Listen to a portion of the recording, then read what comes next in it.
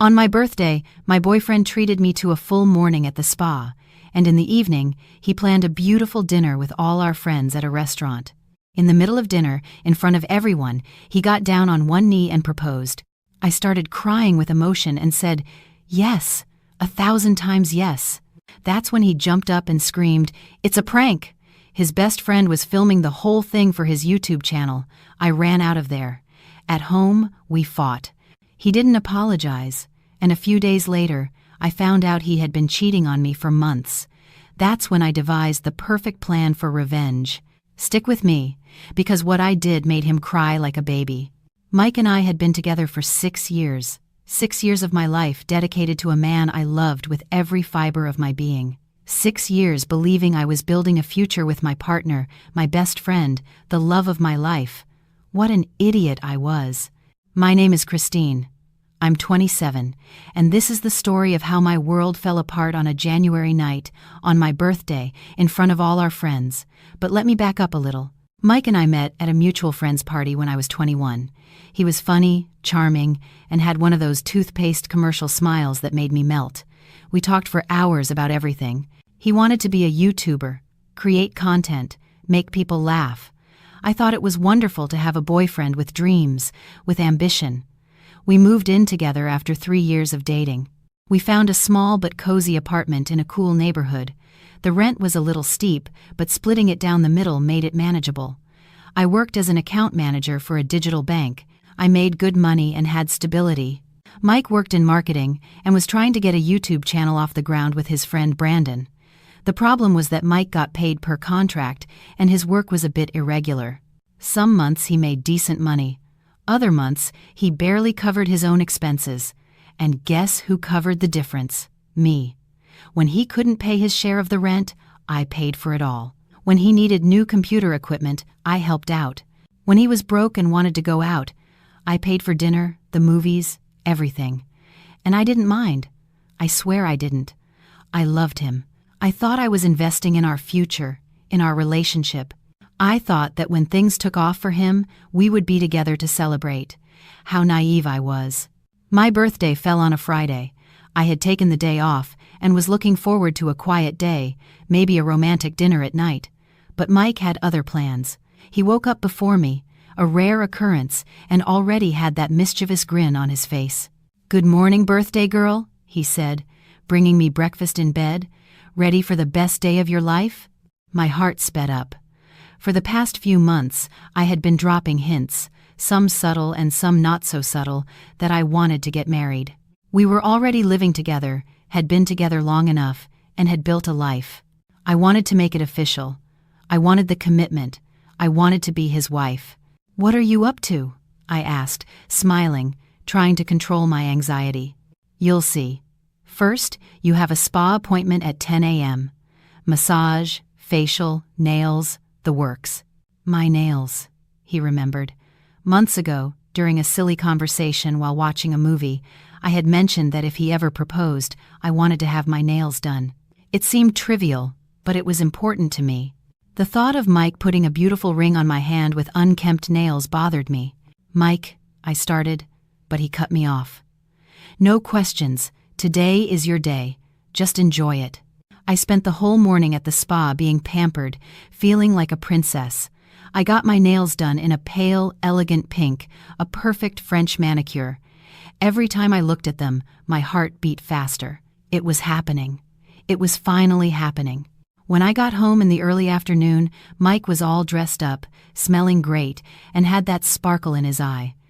"Tonight, we're going out for dinner with everyone. Wear that blue dress you look so beautiful in." The blue dress. My favorite dress, the one I'd bought for a friend's wedding. The dress Mike always said made me look stunning. I spent hours getting ready, hair, makeup, the dress, high heels. I looked in the mirror and felt beautiful, radiant. I was ready for the most important moment of my life. We arrived at the restaurant at 7 p.m. It was an Italian place, nothing too fancy, but it was where we'd had our first date. Several of our friends were already there. Brandon and his girlfriend, a few girls from my office, and other couples we knew. Everyone was excited, laughing, drinking wine. I could barely eat. I was too nervous, too anxious. Mike was being incredibly attentive, holding my hand across the table, making jokes, being the perfect boyfriend. Every time he shifted in his seat, my heart would stop, thinking this was it. After dessert, Mike stood up. The whole restaurant went quiet. People at other tables stopped eating to look. I felt my face flush. My hands started to tremble. "Christine," he began, his voice firm and clear. "We've been together for 6 years, 6 incredible years, full of laughter, adventure, and love." Tears were already welling up in my eyes. This was happening. It was really happening. "You're my best friend, my partner, the person who stands by me through everything. You support my dreams. You give me strength when I need it. You make me want to be a better person." He got down on one knee. The entire restaurant was watching now. I heard someone whisper, "Oh my God," behind me. My heart was pounding so hard I thought it would explode. "Christine, I love you more than anything in this life," he said, looking directly into my eyes. "And I want to spend the rest of my life with you." He reached into his pocket. I couldn't breathe.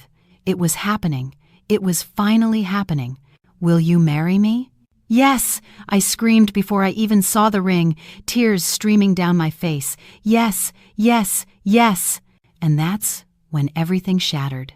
Mike leaped to his feet, threw his arms in the air, and yelled at the top of his lungs, "It's a prank!"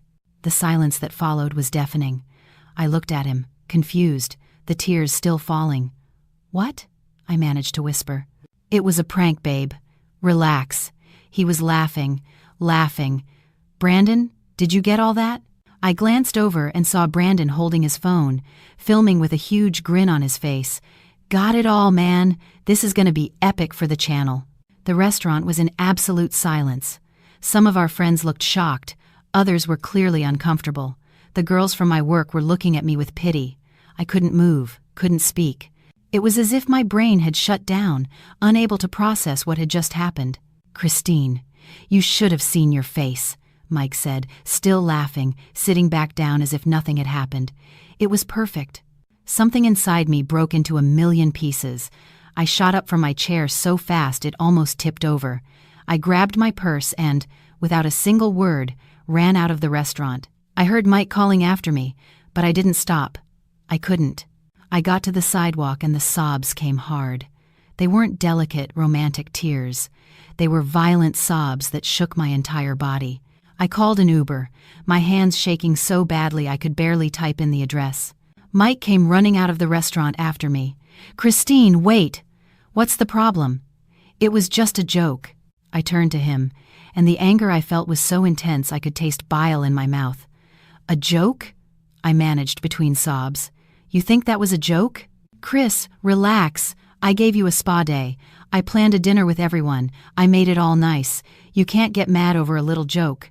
"You humiliated me!" I screamed, not caring that people on the street were staring. "In front of everyone. You pretended to propose, knowing how much it means to me, just for a stupid prank for your friend's channel. You're overreacting. If you post that video," I said, my voice low but laced with venom, "I swear to God, Mike, I will make you regret it." "I'm not kidding." The Uber pulled up. I got in and slammed the door in his face. I cried the entire way home. The blessed driver didn't say a word, just turned up the music to give me some privacy. I gave him 5 stars. When I got to the apartment, I locked the door, went to the bedroom, and collapsed. I cried until I had no tears left, cried until my head throbbed, cried until I fell asleep from exhaustion, still in my dress, with my makeup smeared. I woke up in the middle of the night to the sound of the door. Mike was back. I heard him walking through the living room, stumbling over something, obviously drunk. Part of me wanted to go out there, to scream at him, to demand an explanation, an apology, but I didn't.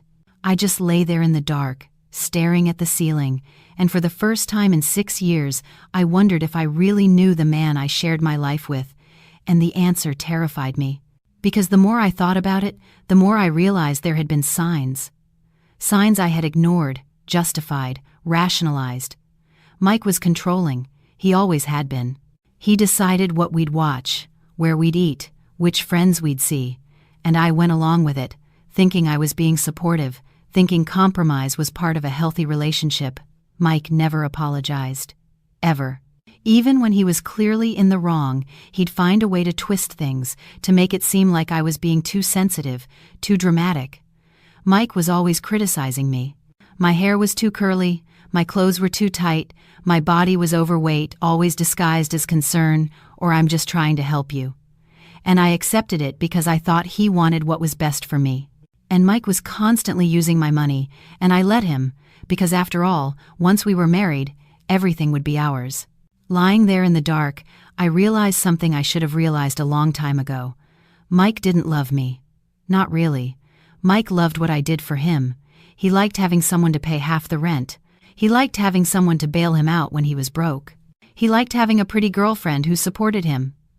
But love me, respect me, value me? No, never. I had just been too foolish to see it. The next few days were the hardest of my life. Mike and I barely spoke. I left early for work and came home late. When I was home, I stayed locked in the bedroom. He stayed in the living room, playing video games or editing videos, acting like nothing had happened. 3 days after the prank, he finally came to talk to me. I was sitting on the bed, still in my pajamas, staring at nothing. "Christine, we need to talk," he said, leaning against the doorframe. "So talk," I replied without looking at him. "You're not going to stay mad at me forever over this stupid thing, are you?" "This stupid thing?" I repeated, incredulous. "Over this stupid thing? Mike, you publicly humiliated me. You faked something you know is important to me just to make a dumb prank to post online. But I gave you a spa day, planned a dinner, I spent money on you." And there it was. The opening I needed to hear. "Spent money on me?" I asked, finally looking at him. "Seriously, Mike? I pay for this apartment by myself half the time we've been here. When you don't have rent money, who pays? Me. When you need new equipment, who lends you money? Me. When we go out and you're broke, who pays? Me." He turned red. "I thought you did that willingly. But if money is the problem for you, I'll pay you back." "It's not about the money," I yelled. "It's about respect. It's about you treating me like a human being, not like a punchline for your ridiculous channel." "Our channel isn't ridiculous. Get out, Mike." "Christine. Get out." He left, slamming the door. I heard him swearing in the living room. That night, I texted my best friend Rachel, who couldn't make it to my birthday because she was traveling for work. I told her everything. She called me instantly, desperate to know if I was okay. "Christine, what a son of a bitch," she said, furious. "I always thought Mike was kind of an asshole, but this is beyond the pale." "I don't know what to do, Rachel. We've been together for 6 years. We live together. Our lives are completely intertwined. So what? You're going to stay with a guy who disrespects you like that, who humiliates you publicly, just because you've been together for a long time?" She was right. I knew she was right. "I think I'm going to break up with him," I said out loud for the first time. Just saying it made it feel more real. "You have to do what's best for you, Chris. But if you're asking me, that guy doesn't deserve you. He never did." We talked for another hour.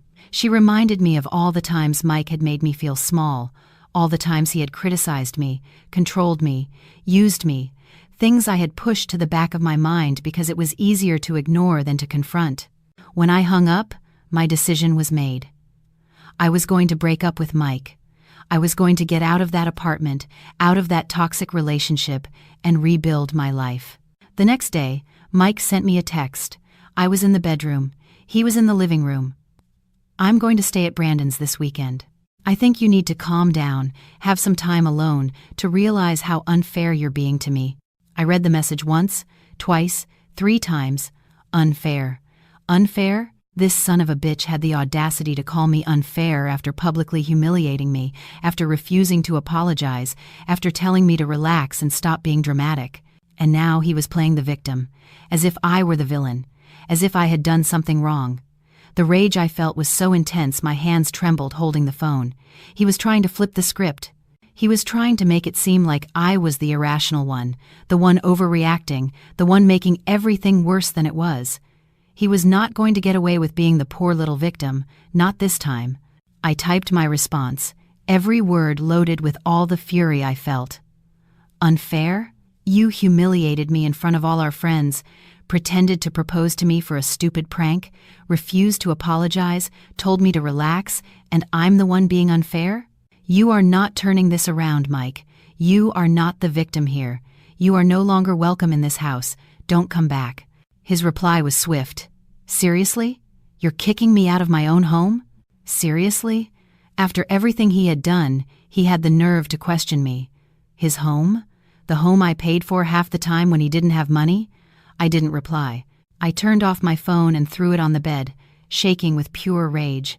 This man had used me, disrespected me, humiliated me, and now he was trying to play the victim, trying to make it seem like I was being cruel to him. No way in hell. He was not going to rewrite this narrative. 15 minutes later, I heard the front door open and close. I looked out the window and saw Mike putting a backpack in his trunk. He got in his car and drove away. I sat on the bed and took a deep breath. That was it. It was over. I called my mom and told her everything. She and my dad were furious. "That punk," my mom said, using the tone she saved for when she was truly angry. I was always polite to him, always treated him well, but I always felt something was off, something fake. "I was an idiot, Mom. I stayed with him for 6 years, supported him, paid his bills." "You weren't an idiot," she interrupted. "You were kind. You were loving. You were everything a partner should be. He's the one who didn't deserve it. I need to get out of here. His name is on the lease with mine, but I can't stay here anymore." "Then come home, honey. Your room is still just the way you left it. Come home, and we'll figure everything out." I cried with relief. I had a plan. I had a way out. On Monday, I called work and asked for a few days off. My boss, who had been at that disastrous dinner, was incredibly understanding. "Christine, take all the time you need. And just so you know, everyone in the office is on your side." What he did was cruel. I spent the day packing my essentials, clothes, toiletries, my laptop, important documents. I would leave the furniture and the rest for later. First, I just needed to get out. Mike hadn't come back, hadn't called, hadn't texted. Nothing. And somehow, that hurt even more. 6 years together, and he couldn't even be bothered to fight for me, to try to explain, to make any effort at all. I tried to text Mike just to make it clear that I was moving out and he could come back to the apartment.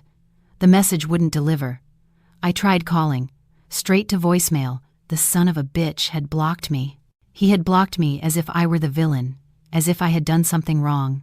I sent a text to Brandon. "Hey Brandon, just wanted to let you know you won't need to lend Mike your couch anymore. I'm moving out so he can come back and have the apartment." Brandon replied almost immediately. "He's not here with me, Christine, but I'll text him and let him know."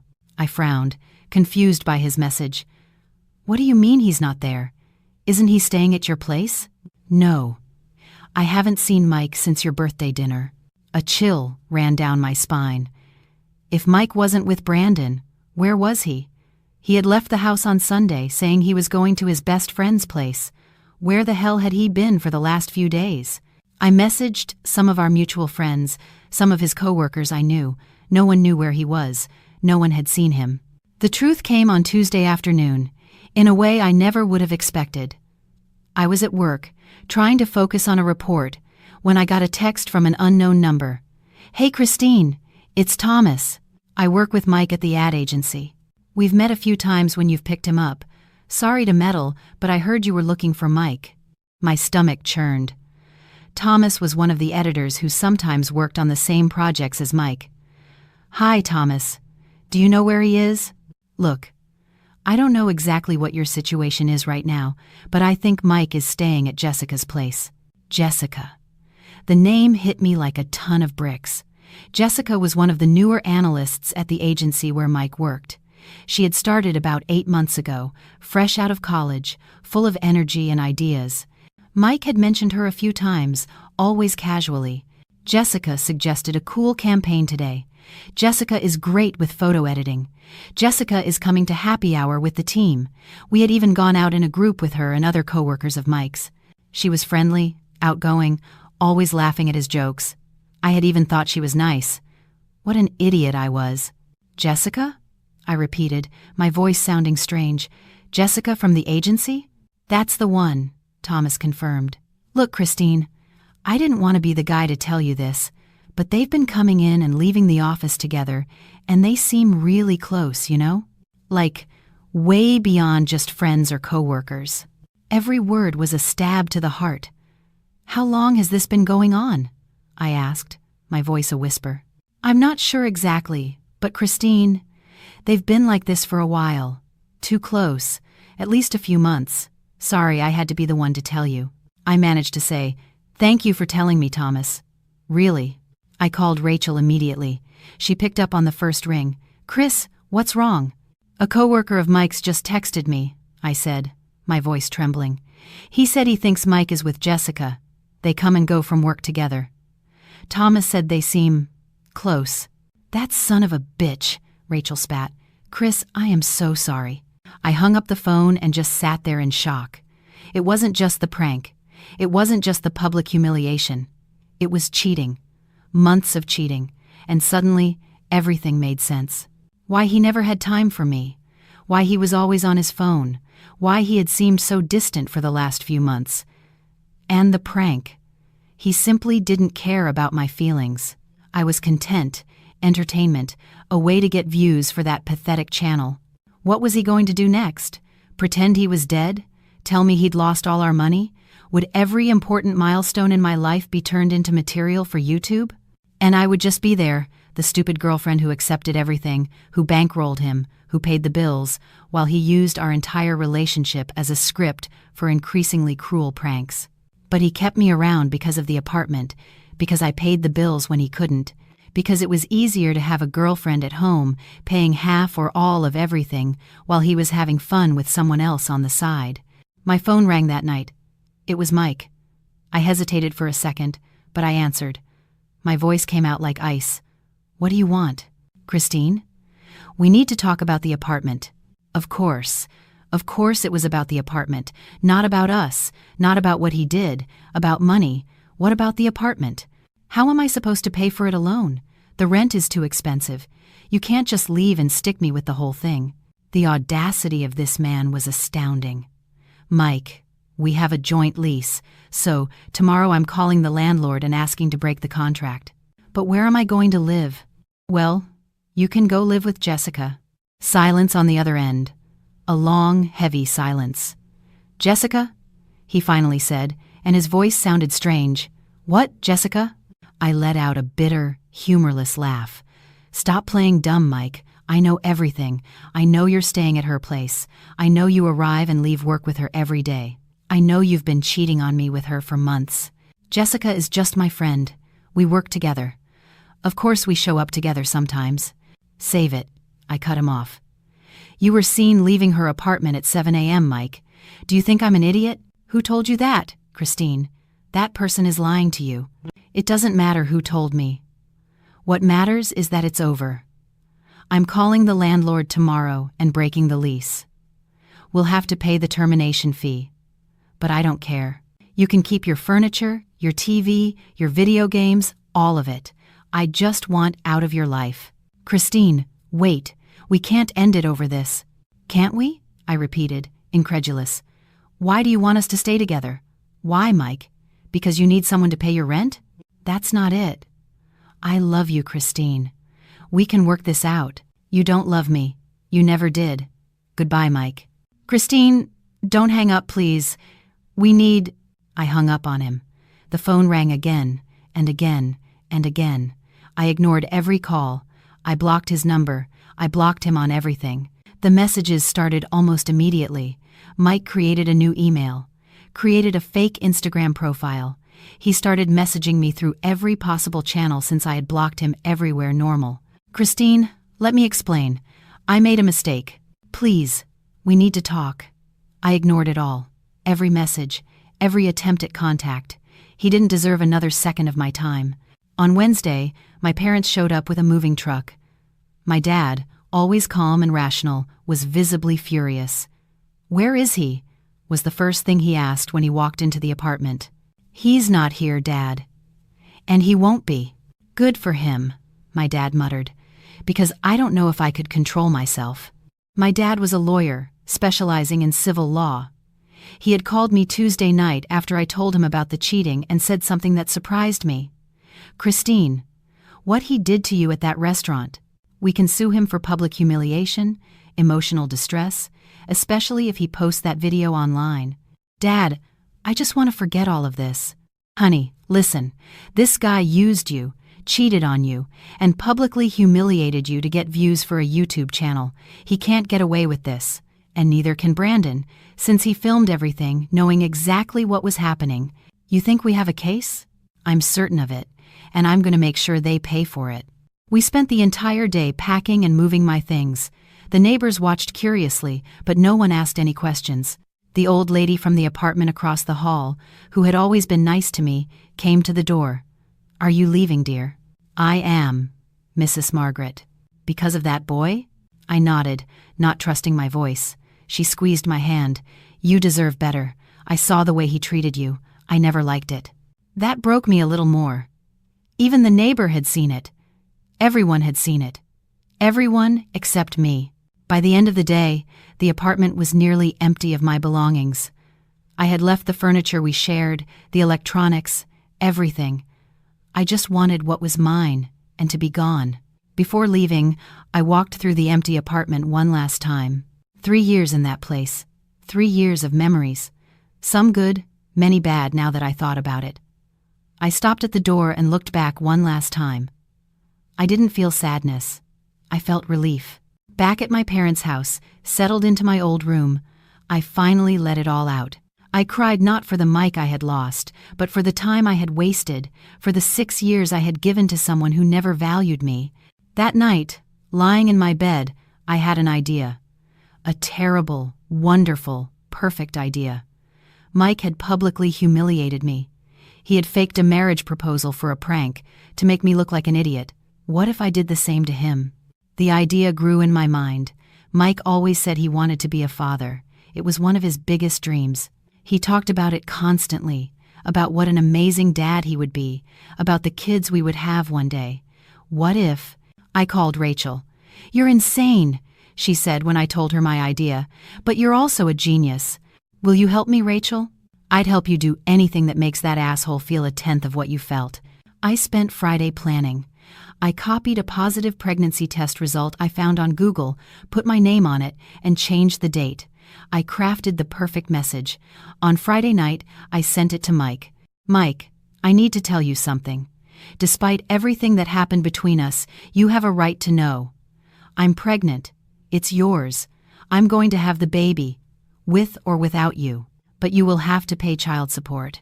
My dad is already handling the legal papers. I sent a picture of the positive test along with it. It took less than 5 minutes for him to reply. "What? Christine? Are you serious? I'm going to be a dad? Oh my God, I'm going to be a dad." The texts kept coming. He was euphoric, happy, ecstatic. "Christine, we need to talk about this in person, please. I'll be a good dad, I promise. We'll make it work." I waited a full day before responding. "We can talk at the apartment tomorrow at 3 p.m., but I'm not coming alone. Rachel is coming with me." Okay, I'll be there." "Christine, thank you for telling me. Thank you for giving me this chance." That night, I could barely sleep. Part of me was nervous, part of me felt a pang of guilt. But the biggest part of me, the part that was still hurt and furious, was eager to see his face when he found out the truth. Saturday afternoon, 3 p.m. sharp, Rachel and I arrived at the apartment. My heart was pounding, but I was calm, focused, ready. Mike was already there. When I opened the door, he jumped up from the couch. He was holding a huge bouquet of flowers. There was a bag from an expensive store on the floor, and he looked happy, genuinely happy, in a way I hadn't seen in months. "Christine," he said, walking toward me. I took a step back before he could touch me. "Hi, Mike." "Hi, Rachel," he said to my friend, who just nodded, her expression like ice. "These are for you," he said, handing me the bouquet. "And I bought a few things. Prenatal vitamins, some books on pregnancy, a little teddy bear." He laughed nervously. "I know it's early, but I couldn't help myself." I took the flowers just to have something to do with my hands. "Sit down," I said, motioning to the couch. He sat anxiously, leaning forward. Rachel stood by the door, her arms crossed. "Christine, I broke up with Jessica," he said immediately. "I ended it as soon as you told me. I know I screwed up. I know I was an idiot. But a baby, our baby, this changes everything." "Changes what?" "Everything. We can make this work. I'll be an amazing dad. I'll get a better job, something that pays more. I'll help with everything. We can move back in together, raise our child together." "And Jessica?" I asked, my voice neutral. "Forget Jessica. She was begging me to stay with her. It was a mistake, a huge mistake. You're the mother of my child. You're the person I want in my life. I wasn't the person you wanted in your life last week." He looked down. "I know, and I'm so sorry. Truly, I messed everything up. But this is bigger than me, than you, than our problems. It's about our baby."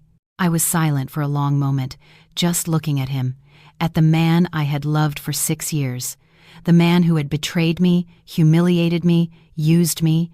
"Mike," I began, my voice calm, "do you remember my birthday?" He blinked, confused by the change of subject. "Yes."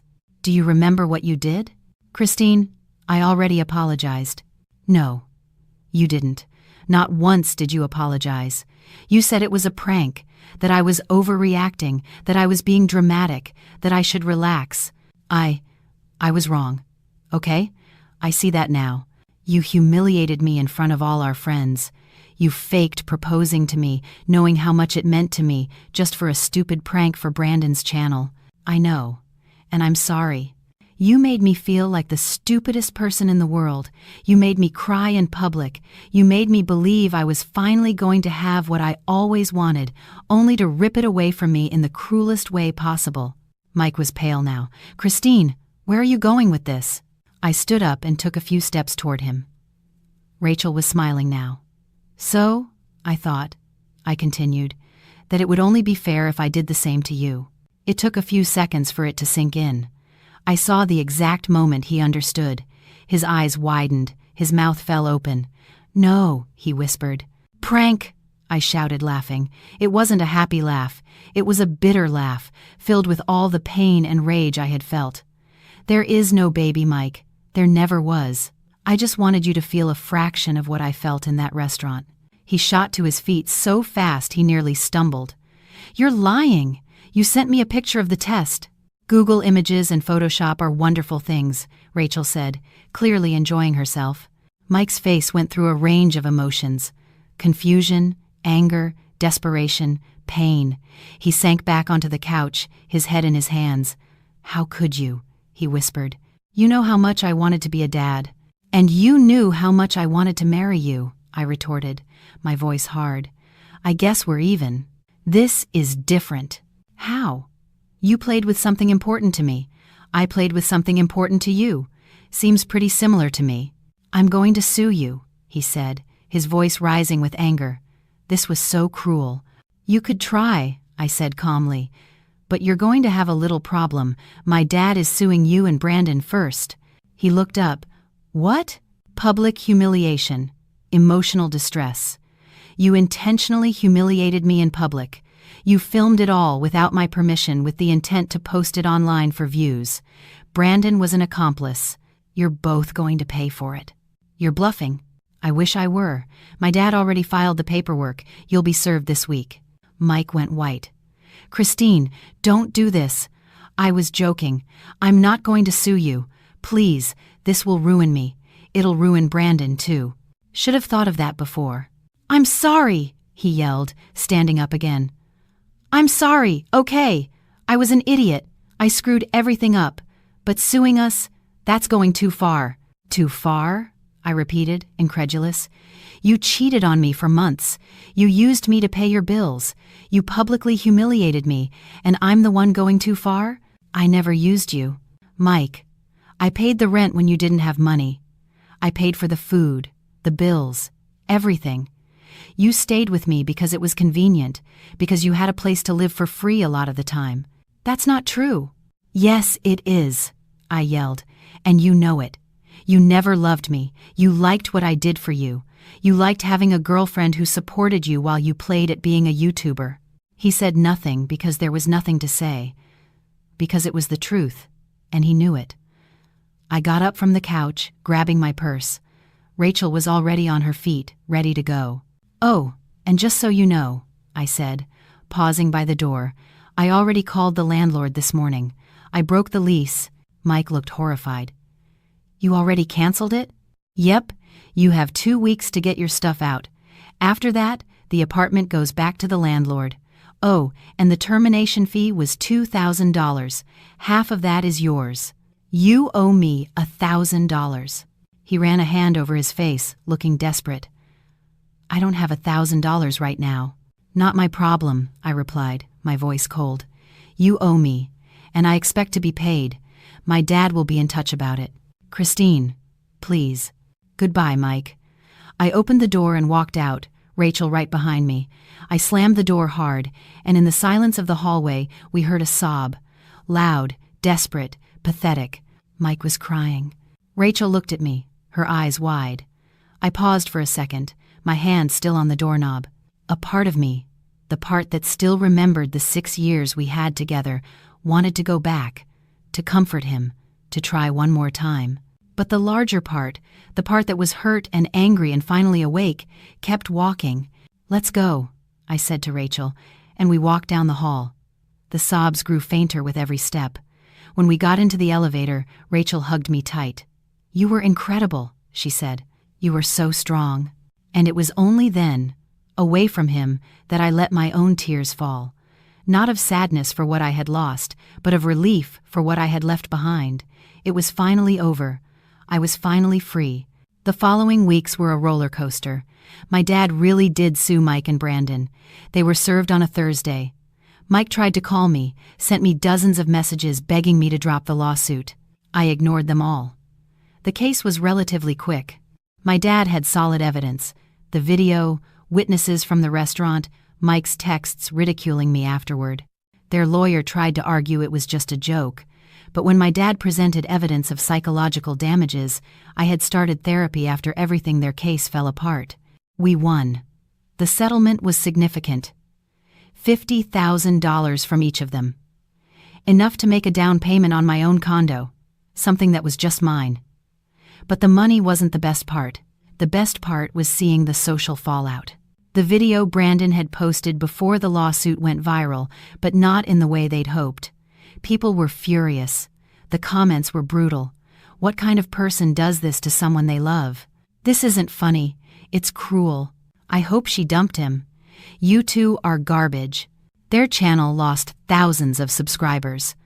Brandon had to delete the video after threats over privacy violations, but it was too late. Re-uploads were everywhere. Mike lost several freelance gigs because of it. No one wanted to work with the cruel prank guy. His reputation was ruined. And Jessica? From what I heard through a mutual friend, Jessica was thankful that Mike had broken up with her.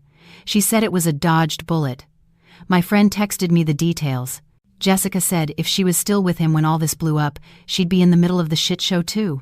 She didn't want to be associated with the cruel prank guy. When he tried to get back with her after you blocked him, she didn't even answer his messages. So that was it. Jessica had been lucky to escape before the disaster. She had gotten away scotangent-free, with no consequences for getting involved with a man who had a girlfriend. But karma, I had learned, was patient. And one day, somewhere, Jessica would get hers too. Maybe she'd do it to someone else. Maybe someone would do it to her. But one day, that bitch would pay for her part in destroying my relationship. I found out Mike was now living with his parents in a suburb, an hour outside the city, no apartment, no girlfriend, no mistress, no money, and a destroyed reputation. Meanwhile, I was rebuilding my life. I continued with therapy, and it was one of the best decisions I ever made. My therapist helped me see the toxic patterns I had accepted, helped me understand my own worth. I got a promotion at work. My boss had been impressed with how I handled everything, with my strength and resilience. I bought a beautiful, small condo with the settlement money. I decorated it my way, with my favorite colors, my things. No one to criticize, no one to control. And 3 months after it all, I met someone. David. We met at a work networking event. He was kind, respectful, had a stable job, and best of all, he treated me the way I deserved to be treated. It wasn't love at first sight. It was better. It was built on a solid foundation of respect, admiration, and true partnership. 10 months after meeting David, I was in my apartment making dinner when I got a text from Rachel. "Chris, turn on the news channel right now." I grabbed the remote, confused, and switched to the channel she mentioned. And there was a picture of Mike and Brandon on the screen, the word "arrested" in bold letters. I turned up the volume, my heart racing. The two men were arrested today after a prank resulted in serious injury to a victim. Mike Johnson, 30, and Brandon Matthews, 28, are known for their YouTube channel where they post prank videos. This time, however, the joke went too far. The report showed footage of an ambulance, police officers, a woman being carried away on a stretcher. The victim, whose identity will not be released, suffered a panic attack so severe during the prank that she had to be hospitalized. The two men are being charged with psychological assault, disturbing the peace, and reckless endangerment. If convicted, they could face up to 3 years in prison. I stared at the screen, speechless. They had learned nothing, absolutely nothing. After everything that had happened with me, after the lawsuit, after the consequences, they had kept going, kept making cruel pranks on innocent people. And this time, they had gone too far. The phone rang. It was Rachel. "Are you seeing this?" she practically screamed. "I'm seeing it." What idiots! What absolute idiots! They learned nothing. "They'll learn now," I said, and I realized I was smiling. It wasn't a happy smile. It was a smile of justice. They could get 3 years in prison, Rachel. 3 years. "Karma is real, Chris," she said. "Karma is very, very real." David appeared in the kitchen doorway, concerned by my expression. "What happened? Remember my ex? The one from the prank." "How could I forget?" "He and his friend got arrested. They pulled a prank that sent a woman to the hospital." David shook his head in disbelief. "What assholes?" "Yeah," I agreed. "Complete assholes. But at least now they're going to pay for it. For real." In the following days, the story exploded. The video of the prank had leaked. They had filmed everything, as always, and the internet was furious. People shared the old video of my prank, too, connecting the dots, showing the pattern of cruelty. Mike and Brandon became national examples of what not to do. Their faces were everywhere, always with the word arrested or cruel next to them. And me? I was finally at peace, because it hadn't just been me. I hadn't been too sensitive, too dramatic, too over the top. They were cruel. They had always been. And now the whole world knew it. The months passed. Mike and Brandon's case went to trial. They were convicted, 2.5 years in prison each, plus heavy fines and a restraining order from the victim. Life went on. My life went on. I got another promotion at work. I bought new furniture for my condo. I traveled to Europe with Rachel. I continued therapy and learned to trust again, to love again, to truly value myself. And David? David was everything Mike never was. Kind without being weak, attentive without being controlling, a true partner in everything. 2 years after the day I met David, on a Friday night, I was in my apartment making dinner for us. It was something we had started doing, Friday nights, just the two of us. No distractions, no phones, just us. I finished preparing the pasta he loved and set the table. I lit candles. Everything was perfect. The doorbell rang.